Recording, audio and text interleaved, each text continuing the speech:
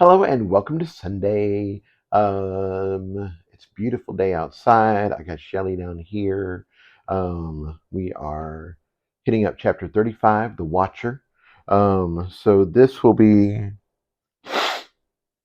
the second to last chapter.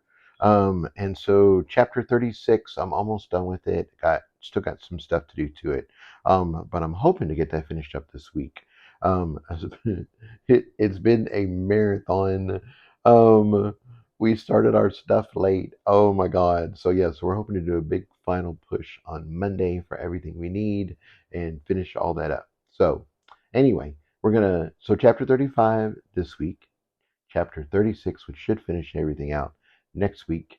And then I probably will do a final video just to I don't know, summarize the book and say what we're doing, how we're moving forward, and kind of timeline and that sort of stuff. So anyway, that'll be very relaxed. So anyway, chapter 35, The Watcher.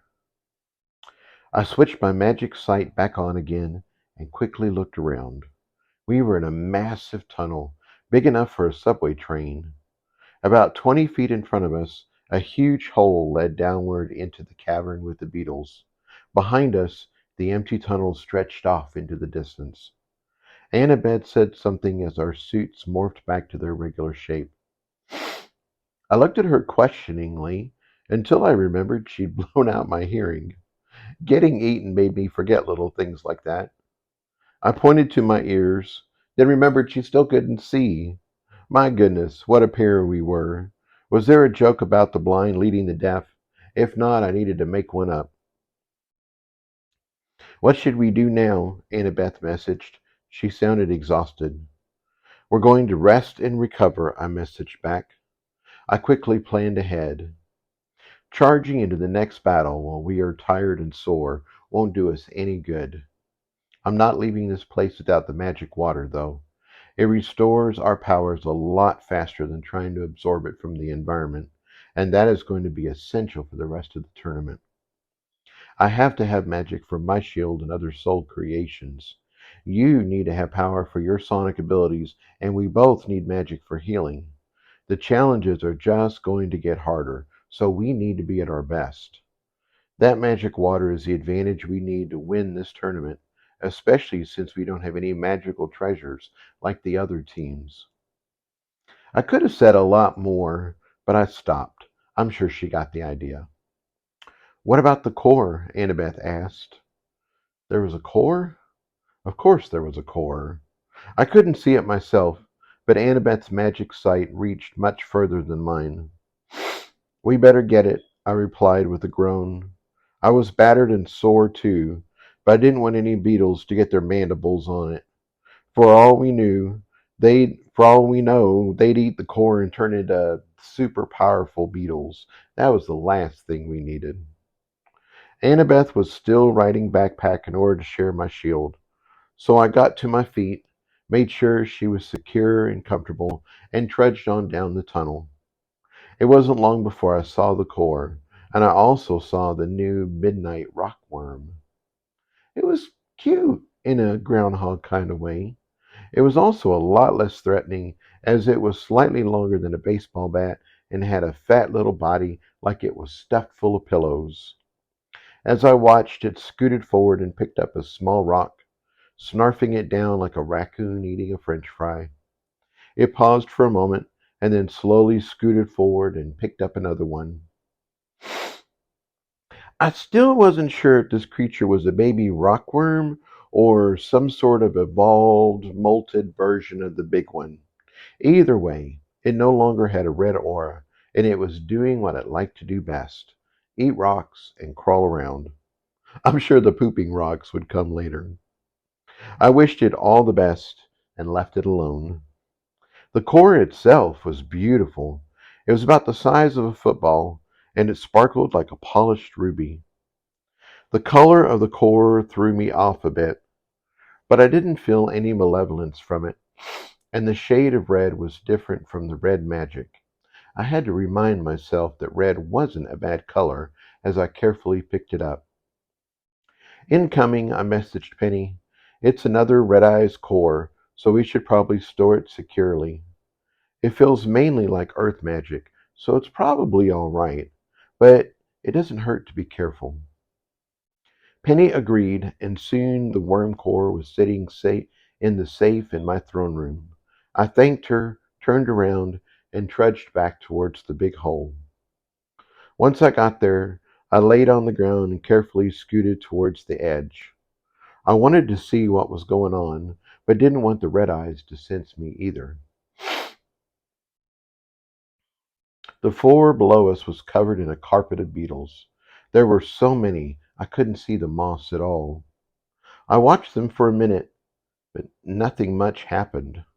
A few beetles were moving around, but most of them were just sitting there, like they were taking a nap or something.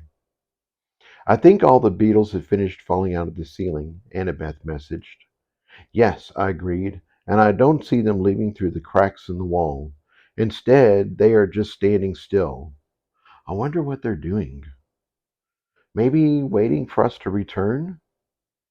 Maybe, I replied. My magic sight didn't cover the whole cavern, so Annabeth used her magic sight and echolocation to really scout it out. I also sent my surfer dudes into the room and had them map out all the cracks. We didn't find anything special. It looked like all the beetles had poured into the cavern. Now they were waiting. I'm going to let the miner take out a beetle, I told her. Let's see what the horde does then. Annabeth gave me a supportive squeeze as I quickly popped back into my throne room. Are you ready? I asked the miner. Certainly, he replied. I'm not one to loaf around on the job. Then he wiggled his eyebrows at me. Of course, now that I think about it, I am a bit dry. A beverage before battle doesn't sound out of order.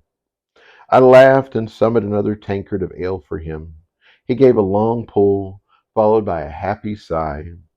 While he enjoyed his pre-battle libation, I laughed and summoned another tankard of ale for him. He gave a long pull. Blah, blah, blah. Sorry, jumped around a bit.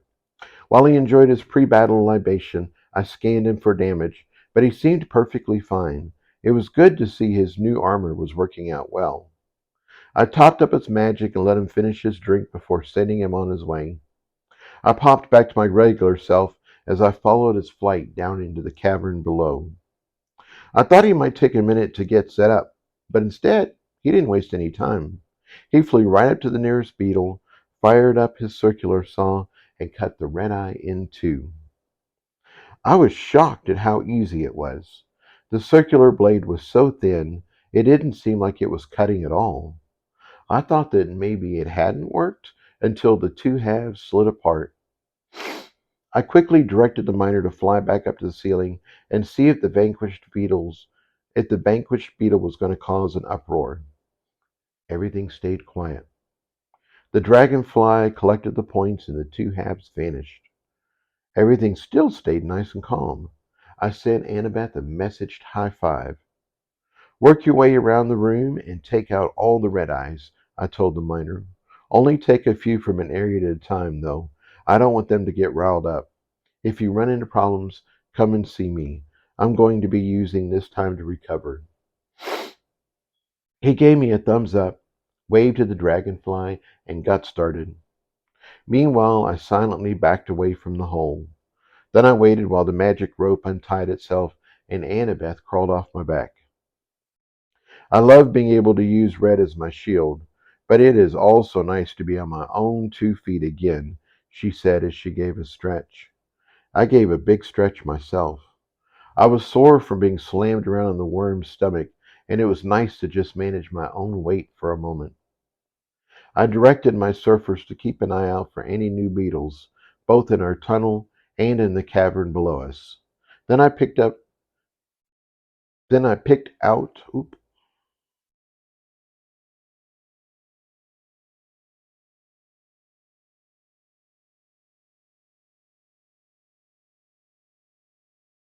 then I picked out a nice spot, sat down, and started running a healing cycle. Annabeth plopped down beside me and did the same. After a few cycles, We synced up our rhythm, and it wasn't long before I started feeling good again. Tea in the Grove had already been laying the groundwork for this, so my rate of improvement seemed miraculous. I felt a sharp pain in my ears, followed by a pop. It knocked me out of my meditation, but it was worth it, as I realized I could hear again. Now, if Annabeth's eyes could see again, we'd be back in top shape. How is Annabeth doing? I asked T. He took a moment to communicate with the Ents in T's body. She's hurt her back and fractured a couple ribs, T reported. She doesn't have the same level of enhanced bone structure like you do. Oh my goodness. No wonder she hadn't been feeling like her normal happy self. As for her eyes, T continued, I'm happy to report that it shouldn't be long before she should get her sight back. Fantastic, I replied. Thank you for all your help. T bowed like a tree and went back to work. I spent a few more cycles making sure I was in top shape, and then started focusing completely on Annabeth. She hadn't complained at all, but I did not want her fighting with fractured ribs. That was a recipe for disaster. I could only push Annabeth so hard, so once I had her healing in high gear, I took a moment to check in with the miner. How's it going? I asked. The hard shells are quiet for now, he said happily.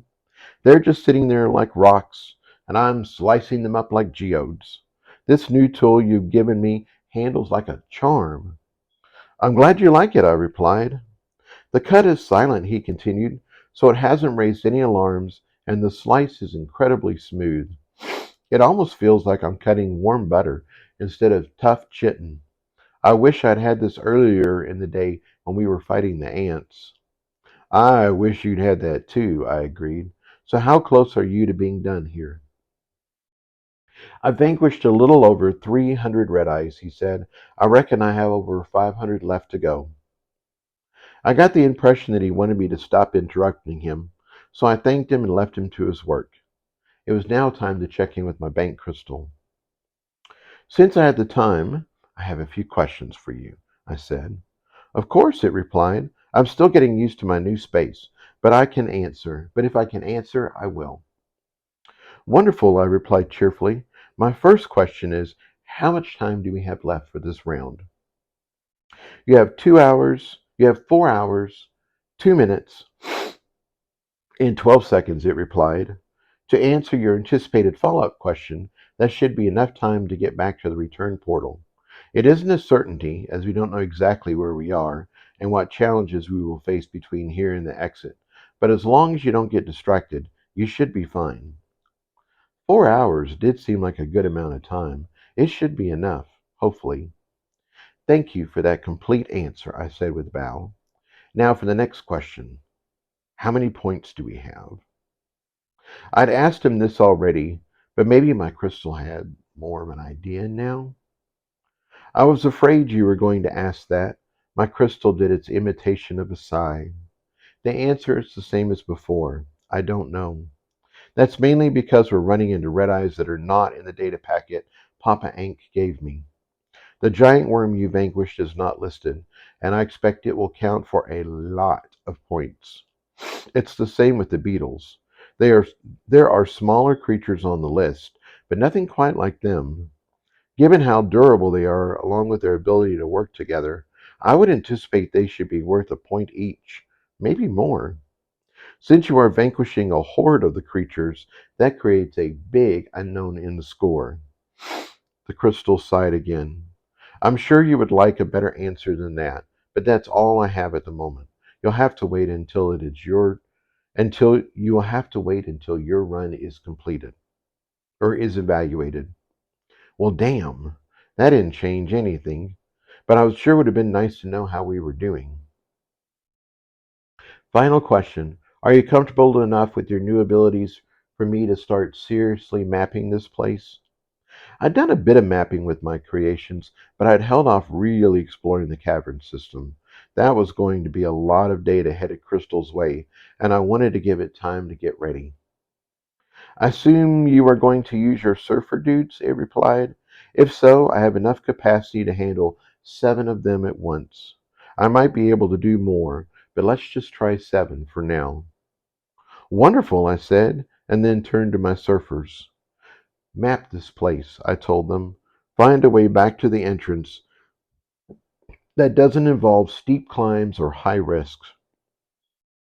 Also, stay away from neutral creatures that will defend their territory and don't give us any points. I don't mind taking out a few here and there, but I don't want to wipe out a whole nest just so we can pass. 7 of the surfers flew a loop in the air to show they understood, and then they took off. Most flew off down the worm's tunnel, but a few flew off into the cavern to check out the cracks in the walls. The remaining 3 surfers stayed with us and kept an eye out for trouble. Not much time had passed, but I checked in with Annabeth anyway. She was doing well and still recovering as fast as she could. There wasn't anything else I could do at the moment, so I took a few minutes to enjoy watching the map fill in. The surfer dudes are the fastest soul creations I have, and they wasted no time exploring all the passageways we had access to. It was good they were that quick, as they had a lot of ground to cover. This place was a labyrinth of tunnels, caverns, steep drop-offs, and streams. To make it even more complicated, most of the caverns had critters that had moved in and made it their home. Thank goodness I didn't have to figure this out on my own. I had every confidence the surfers would get the data and my crystal would map a path out of here. I just needed to give them time to work on it. I checked in with Annabeth and the miner again. They were doing fine, of course. I felt restless. I wasn't used to just sitting here twiddling my thumbs. I didn't want to move too far from Annabeth in case we need to link up again, and there wasn't anything else I could do. Or was there? Suddenly I had an idea.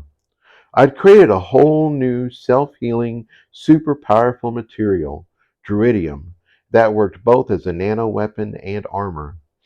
There were other soul creations that could use upgrades as well. The obvious place to start was with Spike. I'd made the knuckle crews, spikes, and blades out of something like steel, but the druidium was even better. I swapped out the material and topped them up on magic. The difference was immediately apparent, as they could handle twice as much power as before. That generally meant they would now be twice as effective. I sort of wished I had a level 3 red eye to try them out on. Maybe now Spike would punch through them in one shot. Encouraged by my success with the attack, I decided to work with red on defense. I hadn't changed any of the vines or icons, or I didn't change any of the vines or icons that made red such a powerful and versatile soul creation. Instead, I replaced the background everything was on. Not only did it look better, it also protected me with the power of Druidium. I wasn't just relying on the force runes or energy distributions. I would soon have real, self-healing armor backing him up. Surely that would increase my defense by a significant amount. The enhanced ability took more power, though, and I only had enough to convert red and 2 other hexagons before I ran out.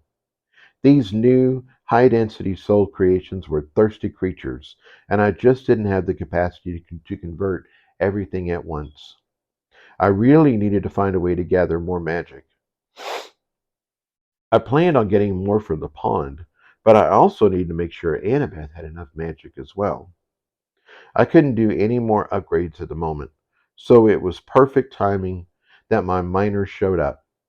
I'd gotten so focused on what I was doing that I had lost track of what was happening in the cavern below. All done? I asked. He nodded as he converted the circular saw back to a pickaxe and propped it back up on his shoulder. The job is complete, he declared. The bastards will bug you no more. Then he raised a bushy eyebrow to see if I caught the pun. I laughed in appreciation and handed him another tankard of ale. Vanquishing beetles must be thirsty work, as he quickly drank it dry. I took his empty tankard and handed him a full one. That one went down slower, and I used the time to examine him closely. He was down to less than half power, but he still looked good. His armor was in perfect shape, and his weapon was in excellent condition. The miner himself looked a bit tired, but who wouldn't after taking care of that many red eyes? I know these fourth generation soul creations needed a lot of magic to operate, but their efficiency was outstanding. I'd been in the middle of those beetles, and there was no way I could have taken care of that many red eyes using only the amount of magic he'd have. I'd have utilized at least 10 times that much, and probably gotten injured in the process. How many red eyes did you slice up? I asked. 832, he declared proudly. Wow! I had no idea of how many points each beetle was worth, but that had to count for a lot. And he'd done all of it while I'd been recovering. That was just outstanding. I gave him two more tankards, one for each hand, and then told him to relax in my throne room for a while. I'd give him a holler when I needed him again. I checked in with Annabeth, and she was still healing. The miner is done and the cavern is cleared out, I messaged her. I'm going to head down and begin storing the magic water. Do you want to come with me, or would you rather stay here? I didn't want to knock her out of her meditation too much, so I waited patiently for the reply. The worm tunnel is clear, she replied shortly, and I don't hear any danger, so I think you will be good on your own. Go ahead and do what you need to. Just call if you need me. I got the impression she'd been hurting more than she'd let on, and this recovery time was essential. I gave her shoulder a pat to let her know I understood. I left two servers with her and took the remaining one with me.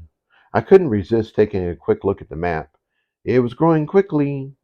Unfortunately, it also looked like there were a lot of creature nests we would need to move around.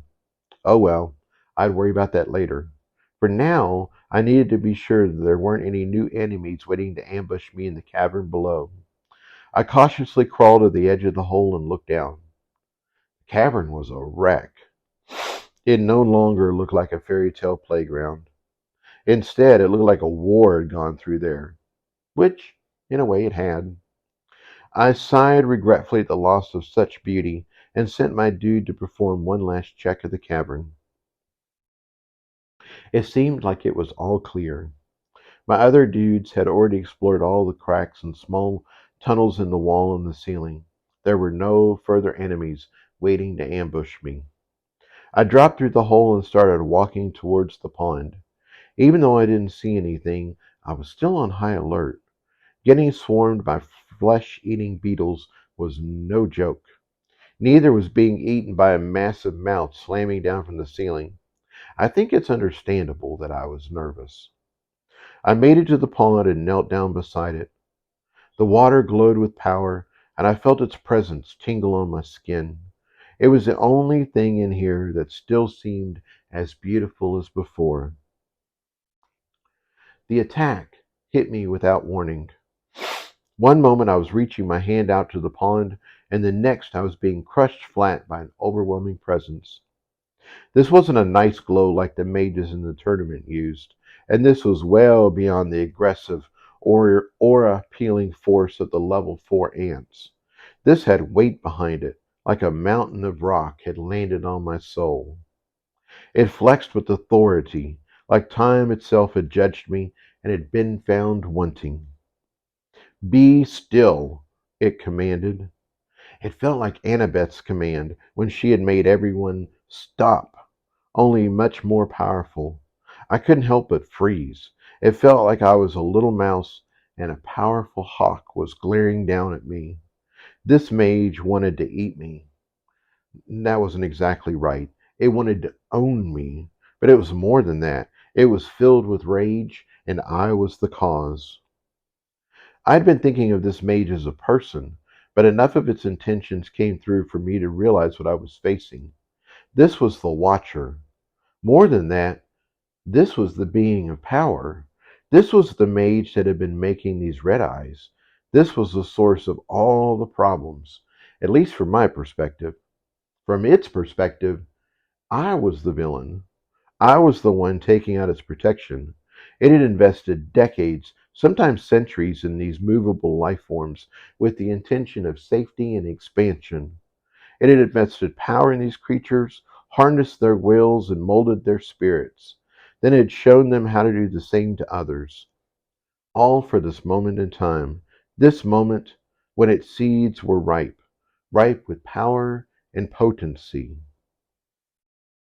This was more than just creation, more than just condensed magic. This was fate, distilled down into the essence of seeds, life itself in package form, ready to be transported to new places. It was the culmination of a plan, centuries in the making, to get out of this damn cave, to get away from these damn grazers, to leave this eternal darkness behind and live in the light. It wasn't entirely sure what that was, but it knew it would be glorious, and then none of these damn walkers would bother it again. I had enough focus to realize that all of this was coming from the strange bush beyond the pond. What the hell? The source of the red eyes was a plant? I would have been a lot more I would have been a lot more incredulous if its spirit hadn't been trying to crush the life out of me. As it was, I felt spots gathering in my vision, and it felt like I was going to pass out. Instantly, I rejected that notion. Nope, no way, not going to happen. I had stood in the presence of Mother Creation. I'd been blessed by the core of this planet. No scrawny shrub, no matter how old or powerful, could compare to that. I flexed my aura and pushed back. The pressure eased, but only a tiny bit. It still felt like the entire roof of the cavern had fallen on me. This was so much worse than the level 4 ants. I was stubborn and powerful myself, but I felt the fear that this ant was going to crush me anyway. That's when Bermuda decided to wake up. He jumped out of my throne room and landed on the floor of the cavern. The being of power didn't let up its spiritual pressure, but I could feel I wasn't its primary focus anymore. I took that opportunity to get my shit together. I pushed my focus out of my physical self and expanded it to the full range of my magic sight. For the first time, I could see what I was dealing with. Its presence seemed like red smoke, and it filled the cavern we were in. Actually, it didn't just fill it, it saturated the space. It was in every crevice and fold of the rocks, lining every crushed leaf and flower of the floor. This was its turf, its home, and it clearly held the advantage. With a surge of power, my marks joined the fight. This cave is yours, mage, my mark of the deep earth noted, but we are deep underground. That is my advantage. Together we connected to the cave around us, and immediately I felt better. Stones understood pressure. Actually, stones loved pressure. The pressure of the plant mage wasn't physical, but still, the earth now supported me. I am life, my mark of the Lagerel spoke up. I am root. I am tree. This is my advantage. I felt life flooding through me. It built up on my connection with the earth, and suddenly I was filled with a counter resistance. It was like before I'd been hollow, and now I was solid with the fibers of life. Roots grew out of my spirit and wrapped around me, forming a wall. It wasn't on the level of the walls I'd taken out when I'd first met the Lagerel, but I still thought it was a respectable first attempt. For the first time since the attack, I could think, which meant that I could plan. Now I just needed a way to beat this thing. While I'd been getting my defenses together, Bermuda had not been idle. He started by giving a big stretch to the front, followed by an equally impressive stretch to the back. He flared his aura a bit to make sure he had the plant's attention, and it worked. The being of power focused on his every move. Appropriately limbered up, Bermuda then stopped by the magic pool for a drink. For some reason, that seemed to rile up the plant. I could see the red smoke of its presence rolling. After that, he decided he wanted a snack. So he wandered up to the bush, sniffed it all over, and then started chewing on a leaf. If the plant had been mad before, it went full apocalyptic now. Crimson tendrils of smoke danced a wild waltz around him, shrouding him in an eerie veil. Images flashed in my mind almost faster than I could process them. Apparently, this was how it had all started. Creatures that wandered through the cavern would snack on the bush and eat its leaves and berries. The magic plant despised that and developed a deep seated hatred for anything that moved. It started attacking all the creatures that came around it and learned how to fight through presence alone. From there, it figured out how to inject its magic into regular creatures and make them do its bidding. That led to the mess with the red eyes we had today. Now, this irreverent cat was chewing on it. Now, this irreverent cat was chewing on it, and the bush was beyond furious. It wanted to crush this movable furry creature to a paste. It wanted to shred Bermuda's spirit and eat his soul. Of course, Bermuda, being what he was, that wasn't going to happen. The bush raged, the bush raged, and my feisty feline simply ignored it. I'm sure Bermuda would feel bad later when he threw up the leaves, but right now, he seemed to be having a ball. Pay attention to everything the plant mage is doing with its spirit, my analytical side directed. It has obviously learned how to fight this way over a long period of time. This is a fantastic opportunity to learn how to take down mages in a whole new way. I gave him a thumbs up as I completely agreed. Most mages fought with magical weapons or things like fireballs. Getting good at fighting with my presence would give me an advantage in future fights. For now, though, I needed to win this battle, and that started with coming up with a plan that involved more than defense. I was still physically locked in place by the plant's first command. It felt like a layer of ice surrounding me. I was pretty sure I could break it, but I wasn't sure I wanted to. When I had fought the level 4 red eyes with my roots, I'd learned the value of attacking where the enemy was weakest. I thought the same thing would work here. I wasn't going to root the whole cavern, of course, but the plant mage was clearly focused on me and Bermuda. That left the rest of the cavern undefended. Clean the walls and the air, I said to my granny godmothers, directing them to anywhere the red mist was either absent or just sitting stagnant. I'll keep the bush's attention while you work. Certainly, my dear, my head granny saluted with both dustbusters. You can count on us. She started issuing orders and my cleaners got to work. At first, it was pretty easy, but then the bush realized something was up and it tried to strike back. I lost a couple grannies until we figured out that they couldn't just settle on a spot and stay until it was cleaned up. Instead, they needed to fly around and clean in random locations. That kept the plant guessing, and it had to split its attention even further. More than once, it tried to flex on the whole cavern and clear out my entire crew. I flexed back though and forced the mage to redirect all its power and attention back to me. My granny godmothers are fast and tough, and despite the bush's attempts, it wasn't long before they dismantled most of the shrub's home court advantage. I don't think the mystic plant could see my magic, my creations, or my presence. Not like I could see what it was doing, and that was driving it crazy. It just knew that anywhere it wasn't paying attention, it lost control. It seemed to have a much better focus than a human would have, but it still couldn't handle my cleaning crew. In the end, it tried to keep any of the magic the grannies gathered from coming back to me, but it forgot one very important place: the ground under my feet. We fought in the air, and it hammered my root shield, but for some reason it didn't try to attack from below. I guess it just thought that movable creations didn't have anything to do with the ground. Regardless, I used my feet to repair my godmothers and create even more of them. That also gave me an idea, and I turned my new lead miner loose once again.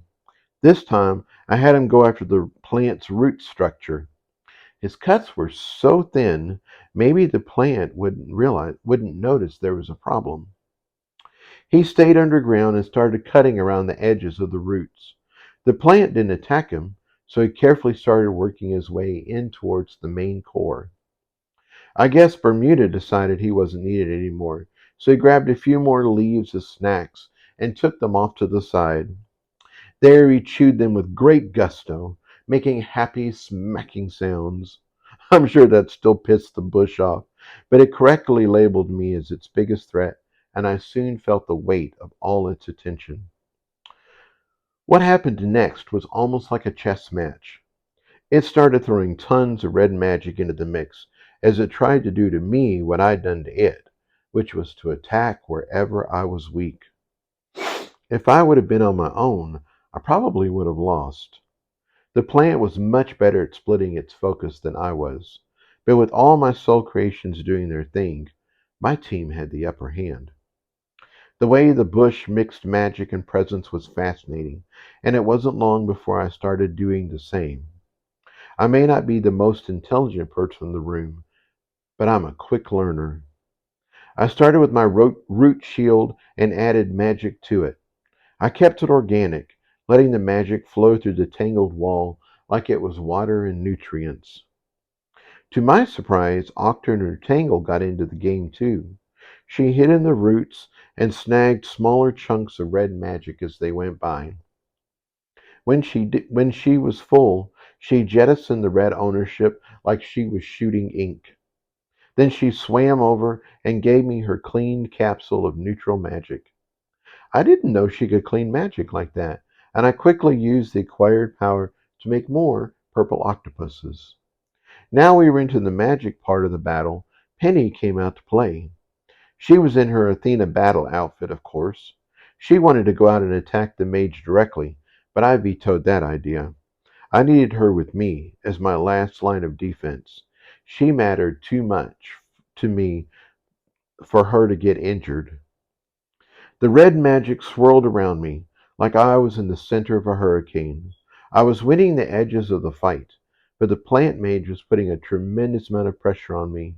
I flexed my aura, repaired my root wall, and held on with everything I had. Sometimes it didn't feel like it was enough. At one point, my ears started ringing and I began to feel sick. T went to work and soon cleared that up. Still, the reason that I was feeling sick hadn't gone away. Eggy tried to help, but he was just too far away and there was too much interference. Even if he could have been fully present, I wasn't sure what he could do. I would have kept him close, just like with Penny. Minutes passed, and with both of us struggling to shift the battle to their advantage, the momentum of the fight was on a knife's edge. If my will collapsed or my attention wavered, the plant would irrevocably gain the upper hand. I finally decided to break the bush's command on my physical self, and I started walking towards it.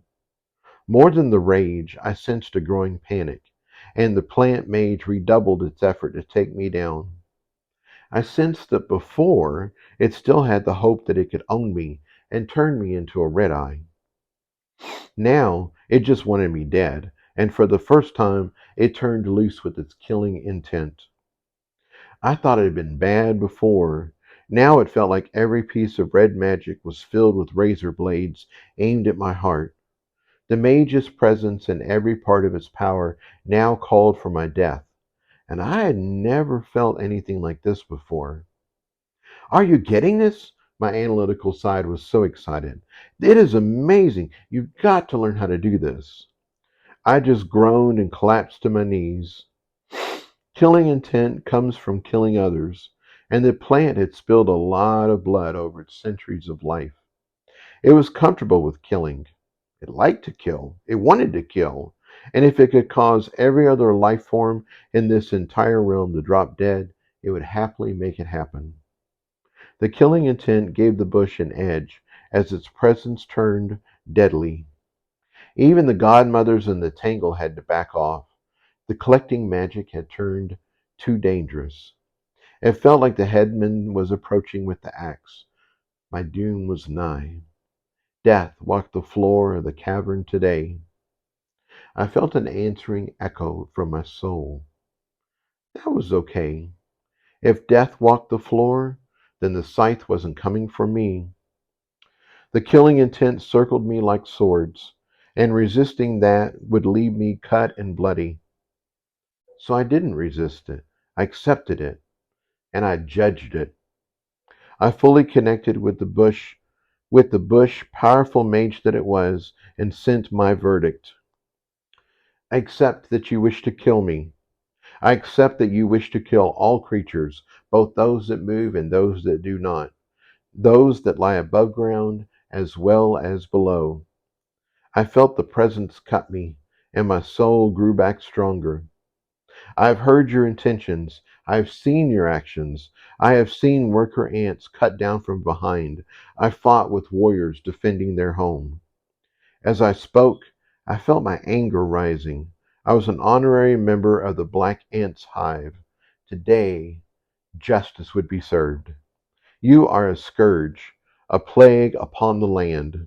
I got to my feet, and I stand today in judgment of you. Suddenly the Allrune was with us. His presence filled the cavern. I remembered something I hadn't thought about for a long time.